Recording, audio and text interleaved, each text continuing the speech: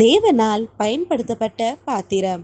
அவர் இயேசு கிறிஸ்து பெருகவும் நான் சிறுகவும் வேண்டும். யோவான் 3:30. தலைப்பு: ஆற்றல் தரும் ஆண்டவர்.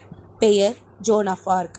மண்ணில் பிறந்தது 6/4/1412 ஆண்டு. விண்ணில் சென்றது 31/5/1431 ஆண்டு. ஊர்: தொமரெமி. நாடு: பிரான்ஸ். தரிசன பூமி: பிரான்ஸ்.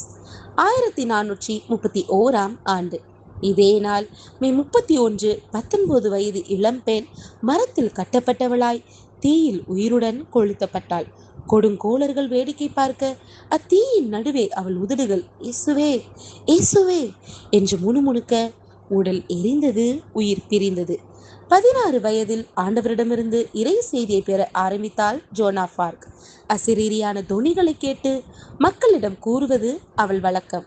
அன்று: உடனே போய் பிரான்ஸ் நாட்டு மன்னருக்கு உதவி செய், அவர் தம் நாட்டை திரும்ப பெற துணை புரிவாயாக. கட்டளை வந்ததும் வீரமுடன் எழும்பினாள் ஜோன். தன் தலைமுடியை கத்திரித்தாள். போர் வீரர் போன்று உடை அணிந்தாள். மன்னரை சந்தித்து நடந்ததை விளக்கினாள். திருசபை தலைவர்கள் கூட்டம் ஜோனை பரிகாசம் செய்தது.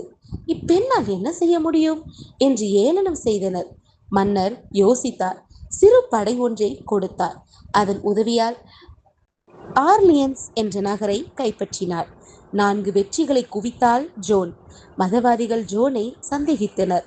கடவுள் தங்களிடம் பேசாது சிறு பெண்ணிடம் பேசியதை அவர்களால் தாங்கிக் கொள்ள முடியவில்லை. அவள் புரட்டுக்காரி என்று தீர்ப்பிட்டனர். திருசபைக்கு புறம்பாக்கப்பட்டார். தனக்கு எதிராக கூறப்பட்ட அத்தனை அவதூறுக்கும் சரியான பதில் ஆணித்தரமாக கூறினாள். இது மதவாதிகளை நடுங்க செய்தது. எனினும் ஜோனுக்கு மதவாதிகள் மரண தண்டனை விதித்தனர். ஜோன் தன் வாழ்வை பரிபூர்ணப்படுத்தினாள். கடவுள் தனக்கு இட்ட பணியை நிறைவேற்றி முடித்தாள். புனிதர் என்ற பட்டமும் பெற்றாள். அன்பரே, கடவுள் உங்களுக்கு கொடுக்கும் பணியை அடையாளம் கண்டு கொண்டீர்களா?